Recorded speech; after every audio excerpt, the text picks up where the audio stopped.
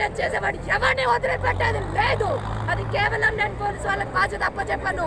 ప్రజలను కూడా మేము బాధ్యత తీసుకుంటాం. ప్రజల బాధ్యత తీసుకొని చేస్తాము. దయచేసి అందరికి అందరికి రిక్వెస్ట్ చేయండి. ఒక కేవలం యాదవ మహిళ కాదు, ఇప్పుడు చెప్తున్నాను, ప్రతి క్యాస్ట్ లోకి నేను సపోర్ట్ చేస్తానని, నా ప్రాణం ఉన్నంత వరకు నేను పోరాడతానని చెప్తున్నాను.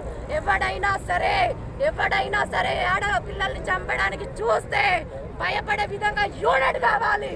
అది నిజామాబాద్ జిల్లా నుండే కావాలి. నిజామాబాద్ సరే భయపడాలి.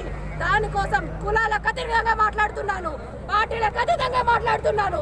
కేవలం మనుషులు అనటమే ఒక్కతే, అది ఎవరికి నేను సపోర్ట్ చేయట్లేదు అని చెప్తున్నాను. దయచేసి పేరున మరి ఈ మెసేజ్ అందరి వరకు వెళ్ళాలని కోరుకుంటున్నాను. మీ ప్రెస్ మిత్రులారా, ప్రతి ఒక్కరు ఇంట్లో అందరికి ఆడపిల్లలు ఉంటారు, అవునా, అందరికి అక్క చెల్లెలు ఉంటారు. అది భావించుకొని చెయ్యండి. కొంతమంది అనవసరంగా నన్ను రెచ్చగొట్టారు. నేను ఈ రోజు ఇంత అవశ్యంగా మాట్లాడుతున్నానంటే ఒక నైతిక విలువగా నేను బతిమలాడుకున్నాను. నేను ఒక 10 నిమిషాలు చేస్తానండి అని చెప్పాను.